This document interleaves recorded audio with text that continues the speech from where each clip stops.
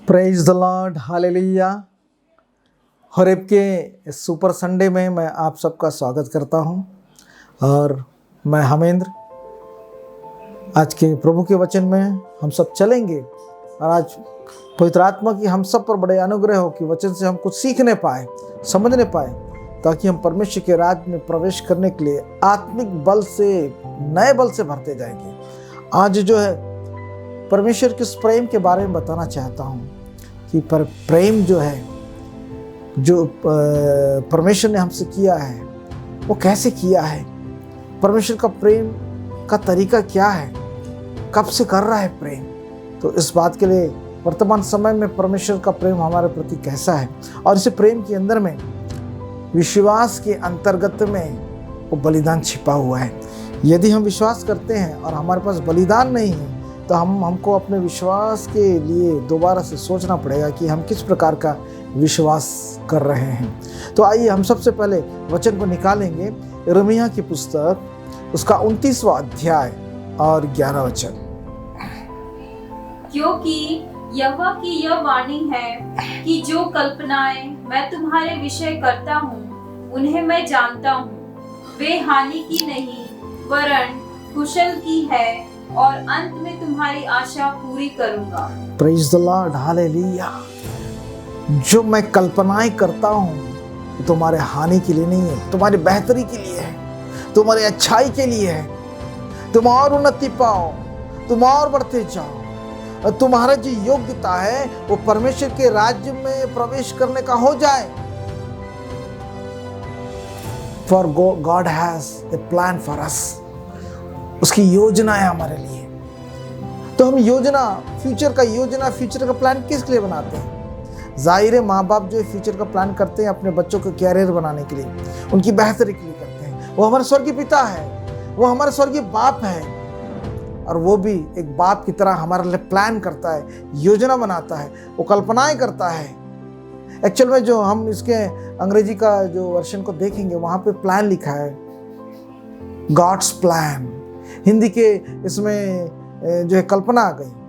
कल्पना तो एक काल्पनिक एक ड्रीम हो जाता है, वो ड्रीम नहीं है, वो प्लान है। प्लान इंग्लिश का वर्जन पढ़ेंगे KJV का, वहां दिया प्लान। तो प्लान है, योजना है परमेश्वर की। जब एक बाप अपने बच्चे से बहुत प्यार करता है तो सोच लेता है कि मैं अपने बच्चों को ऐसा बनाऊंगा, ऐसा रखूंगा, ऐसा उसका कैरियर, ऐसा फ्यूचर होगा। एक बाप प्लान करता है उसके भौतिक जीवन के लिए, उसके पारिवारिक जीवन के लिए, उसके कैरियर के लिए, पढ़ाई के लिए। वैसे ही हमारा आत्मिक जीवन के लिए कौन प्लान करता है? हमारे जो अंदर, देह के अंदर में जो आत्मा, उसके लिए कौन प्लान करता है? आत्मिक पिता यहोवा। आत्मिक पिता यहोवा। आत्मिक पिता यहोवा इस बात को प्लान करता है कि हमारी आत्मिक दशा क्या होने वाली है। हम नहीं जानते, मैक्सिमम लोग नहीं जानते। मैक्सिमम लोग अपने आत्मिक दशा के प्रति चिंतित नहीं है। मैक्सिमम लोग जो है प्रभु में हैं, विश्वासी हैं, लेकिन आत्मिक दशा के विषय में चिंतित नहीं है। लेकिन वो हमारा पिता है, उसके पास योजना है कि हमारी आत्मिक दशा बेहतरी की हो, कुशल की हो, अच्छाई की हो, भलाई की हो, उन्नति की हो। वो जानता है। जब सबसे पहले प्लान, योजना बनाकर जो अपना प्यार प्रकट कर दिया। अगर प्यार नहीं होता तो योजना क्यों बनाता? उससे प्यार करता है, आपसे प्यार करता है, हम सब से यहोवा प्यार करता है। इसलिए इस प्यार के कारण से वो हमारे लिए योजना बनाता है। जैसे आप अपने बच्चों से प्यार करते तो उसकी जो है भौतिक कैरियर के लिए योजना बनाते हैं, वैसे हमारा आत्मिक पिता हमारे आत्मिक जीवन के लिए प्लान बनाता है और चाहता है कि हम आत्मा में जय पाए, आत्मा में महिमा का देह को पाए पुनः और उसके राज्य में प्रवेश करें। हम सब तो बेपरवाह हैं, हमको राज्य में जाना है कि नहीं जाना है हमें कोई लेना देना नहीं। लेकिन वो पिता, आत्मिक पिता जो इस बात का प्लान कर रहा है, बेटा तुझे चिंता नहीं है लेकिन मुझे चिंता है कि तुझे तो उस मेमने के राज्य में जाना है जहां पर इस आत्मा का ठौर है। ये देह तो नश्वर है, और देह कितना आयु जो 70 या 80 साल, 90 या 100 साल, देह तो छोड़ना ही पड़ेगा। फिर आत्मा का क्या होगा? उस बात का वो यहोवा मेरा स्वर्गीय पिता प्लान करता है मेरे लिए, आपके लिए, हम सब के लिए वो प्लान कर रहा है।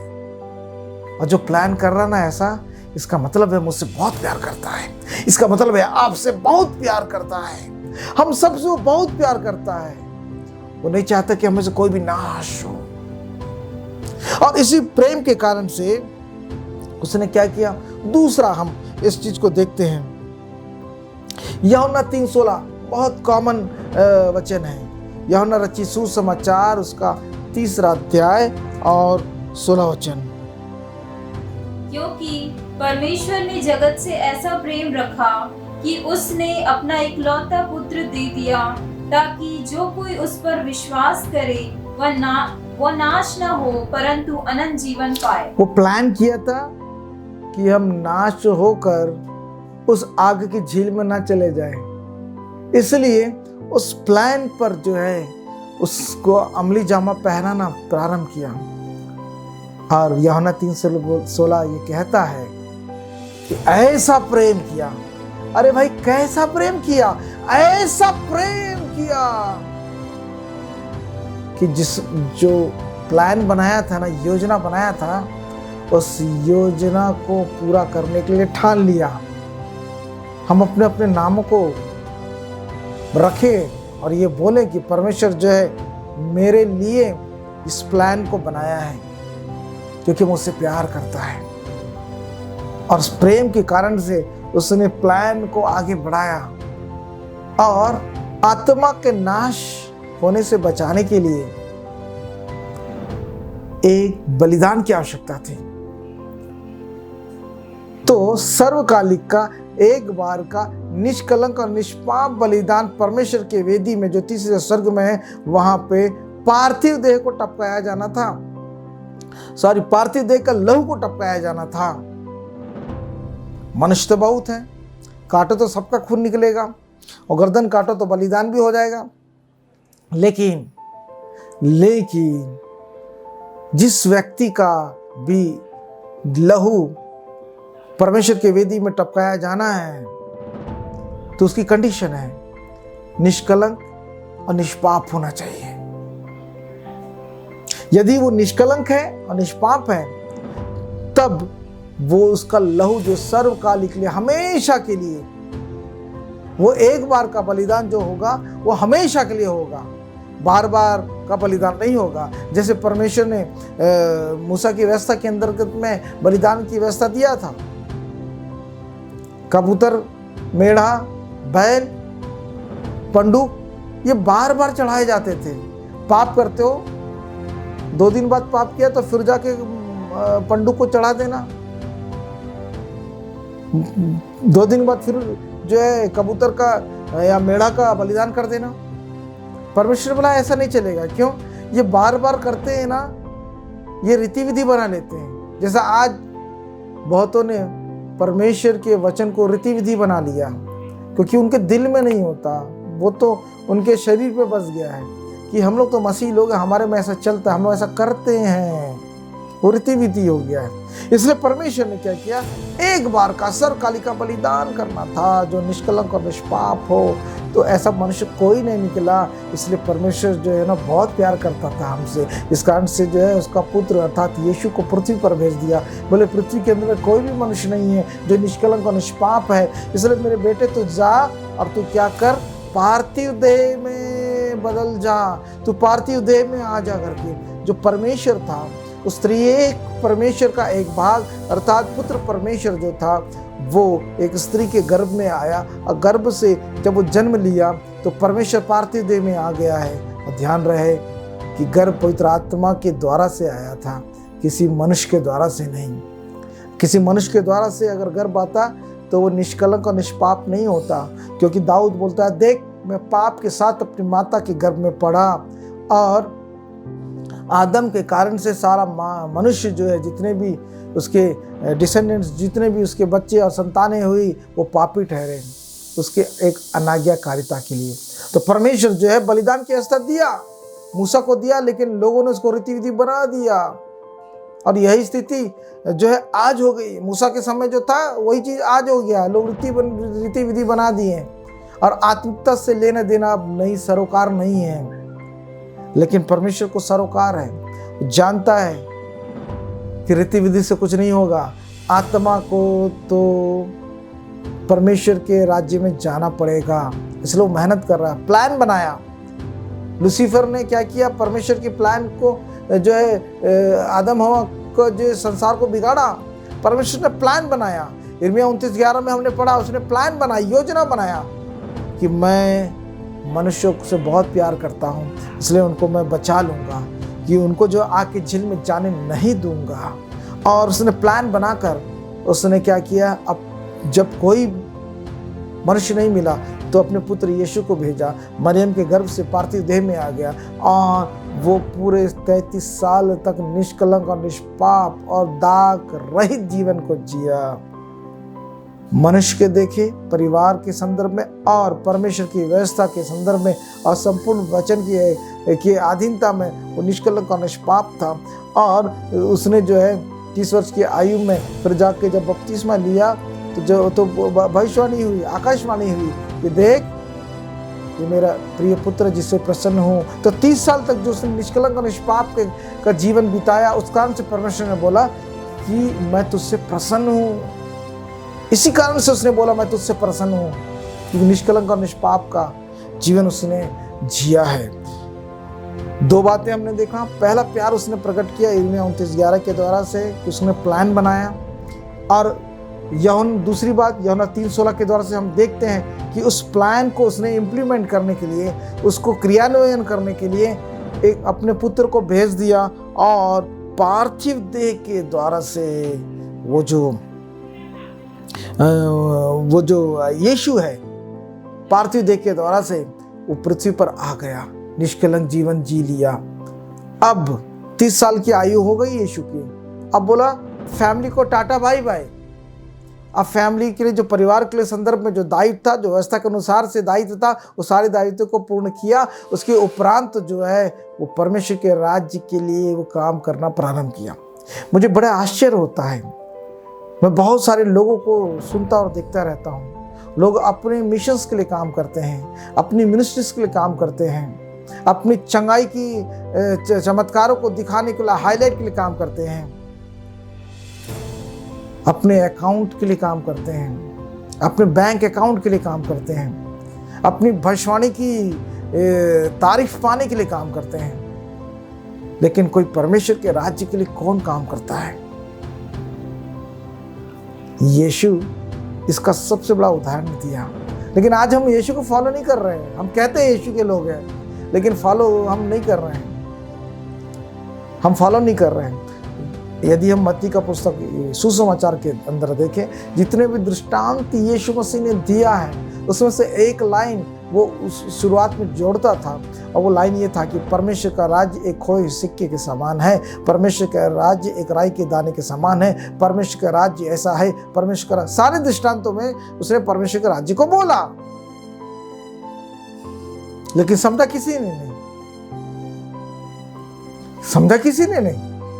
लेकिन बोला मैं सिर्फ परमेश्वर के राज्य के बारे में बता रहा हूँ, राज्य के बारे में बता रहा हूँ। ना लोगों ने सुना, ना समझा, ना कुछ नहीं किया। आज भी ये स्थिति है। परमेश्वर अपने राज्य के लिए काम कर रहा है, लेकिन तथाकथित से हम कहते हैं उसके लोग हैं, लेकिन उसके राज्य के बारे में हमको मालूम नहीं। ना चिंता है, ना कोशिश, ना प्रयास है, ना मेहनत है कि हमको परमेश्वर के राज्य में जाना है। यीशु आया स्वर्ग से तो यही काम किया। हमको अगर वचन का ज्ञान समझ मिल गया तो हमको भी यही काम करना पड़ेगा। There is no choice.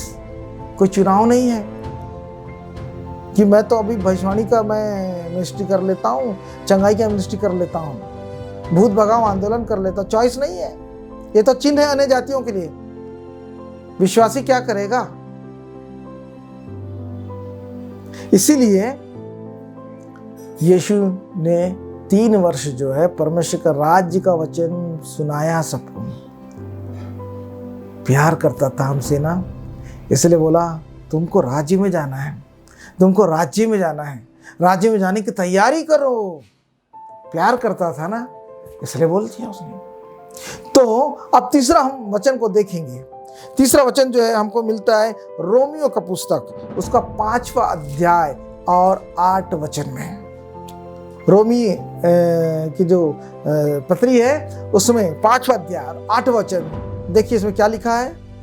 परंतु परमेश्वर हम पर अपने प्रेम की भलाई इस रीति से प्रकट करता है कि जब हम पापी ही थे तभी मसीह हमारे लिए मरा। Praise the Lord. जब हम पापी ही थे मसीह हमारे लिए मर गया। मर गया, अरे मरना ऐसा साधारण नहीं था, वो बलिदान था। वो अपने लिए नहीं मर रहा था। 33 साल की उम्र जो है ना, भरी जवानी होती है। उस जमाने के अंदर में आज से 2017 साल पहले, सॉरी 2018 साल पहले पूरी भरी जवानी होती थी, हट्टा कट्टा शरीर होता था, बीमारियां नहीं थी, इन्फेक्शन नहीं था,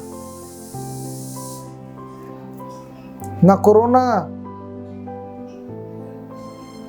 कुछ नहीं था, कोई इन्फेक्शन नहीं था, मस्त बॉडी था, बढ़िया क्या बोला चाहिए, इम्यून पावर बहुत अच्छा था, अच्छा नेचुरल आबोहवा था, कोई ग्लोबल वार्मिंग नहीं था, कोई जो पेस्टिसाइड वाला सब्जी नहीं खाता था, कोई वहां पे जंक फूड और फास्ट फूड वाला कोई चक्कर ही नहीं था। अरे क्या अच्छे जमाने में यीशु रहता था, लेकिन 33.5 साल में मर गया। दूसरों के लिए मर गया, अपने लिए नहीं मरा। वो दूसरे के लिए जो मरता है ना, वही बलिदान होता है। अगर कोई मित्र है तो सबसे बड़ा मित्र कौन होता है? जो अपने मित्र के लिए अपने प्राणों को बलिदान चढ़ा दे। प्यार करता था ना, इसलिए जब हम पापी थे, हम देखिए इसमें सबसे बड़ा चीज है, मैं पापी हूं, ये कंडीशन को कभी भी लूसीफर किसी व्यक्ति को एहसास नहीं होने देता। आप किसी भी ऐसे व्यक्ति को बोल दो जो बड़ा वचन का ज्ञानी है, बड़ा एक्टिव क्रिश्चियन है, उसको बोल दो कि भाई तुम पापी हो, बोले मैं पापी नहीं हूं, मैं बहुत एक्टिव मसीही हूं, चर्च एक्टिविटीज में बहुत पार्टिसिपेट करता हूं, बहुत एक्टिव हूं, नहीं मानेगा कभी। ये आत्मिक युद्ध के अंदर में सबसे बड़ा खेल जो है, जो वार जो है लूसीफर का, वो ये है, किसी को एहसास नहीं होने देता कि तुम पापी हो। जब किसी को एहसास नहीं होने देता कि वो बीमार है, तो दवा मैं क्यों खाऊं? क्यों मैं दवा खाऊं? मैं तो बीमार ही नहीं हूं। डॉक्टर बोलता तुम बीमार हो, अरे तुमको कुछ नहीं मालूम है, मैं बीमार नहीं हूं, मैं चंगा हूं, भला हूं, मेरे को दवाई खाने की जरूरत नहीं। वैसे आत्मिक दशा में जब हमारी मृतक जैसी स्थिति होती है, हमको पता नहीं चलता है, हमको पता नहीं चलता है, हम मृतक हैं, आत्मिक रूप से मृतक हैं, हमको पता नहीं चलता है। वो मर गया कि हम जिए, क्योंकि हम मृतक हैं। आत्मिक रीति से जीवित करने के लिए यीशु उस बलिदान को क्रूस पे कर दिया। प्यार करता था ना, मुझसे करता था, आपसे करता था, इसलिए वो बलिदान कर दिया उसने अपने आप को। प्यार करता था। क्यों? यहाँ रोमी 5:8 में जो लिखता है, एक बार फिर से पढ़ देंगे। परंतु परमेश्वर हम पर अपने प्रेम की भलाई इस रीति से प्रकट करता है कि जब हम पापी ही थे तभी मसीह हमारे लिए मरा। जब हम पापी ही थे, परमेश्वर को मालूम है पाप दशा में है, होठों से तो आदर करते हैं, हालेलुया, प्रेज द लॉर्ड, पर यीशु के नाम से निकल जा, खुदा मुझे दिखार, सब करते हैं, लेकिन दशा क्या है? मृतक सी। इसलिए परमेश्वर को मालूम था हमारी दशा क्या है, और जो अपनी दशा को नहीं पहचान पाता वो परमेश्वर के राज्य के विषय में भी नहीं जान सकता। करते रहो मनमानी अपनी, कभी नहीं जान पाएगा। लेकिन परमेश्वर हमसे प्यार करता है, हमारी दशा को जानता है, उसके प्रेम के कारण से, उसके प्यार के कारण से हमारी दशा को जानकर उसने क्या किया? उसने यीशु का बलिदान चढ़ाया। ठीक उसी समय में जब हम पापी ही थे, जब हमारी दशा पाप का था, तब यीशु मसीह का बलिदान का उपाय लेके आ गया। जब हम पाप के कारण से बीमार पड़े थे, हम पाप की बीमारी में फंसे हुए थे, तब यीशु मसीह के नाम बलिदान का एक रेमेडी आ गया, एक औषधि आ गई थी। Praise the Lord. हमने देखा उसने प्यार किया, प्लान बनाया हमारे लिए, हमको बचाने के लिए, हमको परमेश्वर के राज्य में प्रवेश करवाने के लिए प्लान किया। उससे प्रेम प्यार पता चलता है। दूसरा, उसने अपने इकलौते पुत्र को भेजा, उसका प्यार पता चलता है। तीसरा, कि हमारे पाप की दशा के कारण से सही समय पे उसने क्या किया, अपने बेटे का बलिदान कर दिया, हमसे प्यार करता है। अभी खत्म नहीं हुआ, चौथी बात है, अब वो बेटा क्या कर रहा है, परमेश्वर का प्रेम को लेकर जो है ना, रुक नहीं रहे हैं। पिता पुत्र रुक नहीं रहे हैं, पवित्र आत्मा रुक नहीं रहे हैं। परमेश्वर अपनी पूरी त्रिएकता का तीनों भाग को हमारे लिए झोंक दिया है कि हम पाप से विमुक्त हो जाएं। तमाशा करना बंद करें, सो कॉल्ड क्रिश्चियनिटी को फॉलो करना बंद करें। मैं हाथ जोड़कर विनती करता हूं, हो सकता है आपका फेथ होगा, जो भी करिए, मुझे कोई ये नहीं, बस एक बार पाप के लिए माफी मांग लीजिए। और जब मैं कह रहा हूं, आप जो सुन रहे हैं, तो कई कोई विचार में तर्क उत्पन्न हो रहा होगा, तो याद रखिएगा, ये तर्क जो है परमेश्वर की ओर से नहीं है, क्योंकि परमेश्वर चाहता है हर एक आत्मा बचाई जाए, हर एक आत्मा बचाई जाए। और अब यीशु क्या कर रहा है, प्रकाशित वाक्य पुस्तक को देखेंगे हम। प्रकाशित वाक्य 3 अध्याय 20 वचन।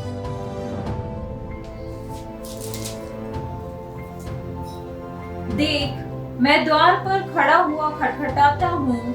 यदि कोई मेरा शब्द सुनकर द्वार खोलेगा, तो मैं उसके पास भीतर आकर उसके साथ भोजन करूंगा और वह मेरे साथ। Praise the Lord. यीशु बोलता है कि मेरी संगति तुमको मिल जाएगी। क्यों मिलेगी? दरवाजा तो खोल मेरे बेटे, दरवाजा तो खोल। चर्च एक्टिविटी तो बहुत कर लिया, अब मेरे को भी अंदर आने दे। मेरे नाम से गतिविधियां तो बहुत कर लिया, अब मुझे भी अपने जीवन के अंदर में आने दे। दरवाजा तो खोलो। और अब यीशु जो है बलिदान दिया, उसको तो रुका नहीं। परमेश्वर और पवित्र आत्मा रुके नहीं, वो लगे हुए हैं आपके साथ में, आपको कायल कर रहे हैं। पवित्र आत्मा का नाम है कायल करने वाली आत्मा, कायल कर रहे हैं। आप कायल नहीं हो रहे, आपको बड़ा मजा आ रहा है संसार का जीवन जीने के लिए, लेकिन वो लगातार कायल कर रहे हैं। बेटे मान ले, पाप के लिए क्षमा मांगना बहुत जरूरी है, बिना माफी के लिए छुटकारा नहीं है, लेकिन मानने को तैयार नहीं है। यीशु खुद आ गया, आपके दिल के दरवाजे में खटखटा रहा है, दरवाजा खोल ही नहीं रहा है। Hallelujah, praise the Lord. अरे बंद करो, दरवाजा खोलो। और दरवाजा खोलने का तरीका ये है कि प्रभु जी मैंने बहुत गुनाह किए हैं, मेरे जीवन बहुत सारी गलतियां हैं प्रभु जी, जो तू मना किया था वो सारी गलतियां भी मैंने किया है प्रभु जी, मुझे क्षमा कर। आज के बाद से वैसी गलती नहीं करूंगा, मैं कोई भी ऐसे काम नहीं करूंगा जो तेरे वचन के अनुसार से मना किया गया है। हाँ, मेरे जीवन में ऐसा कोई गलती नहीं होगा, मैं वो काम नहीं करूंगा जो तेरे वचन के अनुसार से पाप है। प्रभु जी मुझे पाप विहीन जीवन जीना सिखा, पाप रहित मैं जीवन जीऊं। परमेश्वर मेरे जितने भी पिछले जीवन का पाप है यीशु के लहू से धोकर शुद्ध कर दे, और मेरी योग्यता को बढ़ा के तेरे राज्य में प्रवेश करूं। परमेश्वर के संतान वैसे बनते हैं, चर्च एक्टिविटीज करने से, क्रिश्चियन एक्टिविटी करने से परमेश्वर के संतान नहीं होते। तो संसारी काम है, करिए बहुत अच्छा है, बंद मत करना, करते रहना उसको भी, लेकिन आत्मा का क्या होगा? पहले प्लान बनाया, फिर पुत्र को दिया, फिर पुत्र को निष्कलंक निष्पाप का जीवन जीने के लिए जीवन जिया। उसके बाद सही समय पे उसका बलिदान हो गया। बलिदान होने के बाद भी यीशु आ रहा है और आके आपके दिल को दरवाजा खटखटा रहा है। और कितना प्यार करेगा, और कितना प्यार करेगा आपसे। आप इस प्यार को नहीं समझ पा रहे हो। आपको आवश्यकता है कि कोई मेरे लिए भविष्यवाणी कर दे, आपको आवश्यकता है कि कोई मेरे परिवार की समस्या के लिए प्रार्थना कर दे, मुझे नौकरी बिजनेस का प्रॉब्लम उसको कर दे, मेरे को संतान नहीं मिल रहा है, मेरे को एजुकेशन हो रहा है, मेरे को वीज़ा नहीं मिल रहा है, उसके लिए कर दे। आजकल तो मैंने सुना है कि काफ़ी 25-25 1-1 लाख रुपया लेते हैं प्रार्थना करने वाले कनाडा और पंजाब यूज़ के वीज़ा के लिए। पता नहीं, आई डोंट नो सही है कि गलत है, लेकिन परमेश्वर क्या चाहता है? परमेश्वर चाहता है आप पाप विमुक्त हो जाओ। इतना प्यार किया है, अब एक बार आप भी प्यार कर लीजिए, एक बार आप भी प्यार कर लीजिए और अपने जीवन को उसके सामने समर्पण करिए और यीशु को अपना उद्धारकर्ता अंगीकार कर लीजिए। जय मसीह, प्रेज द लॉर्ड। मैं आशा रखता हूँ कि परमेश्वर के राज्य के लिए ये वचन आपके लिए आत्मिक रूप से लाभकारी हुआ होगा। Praise the Lord.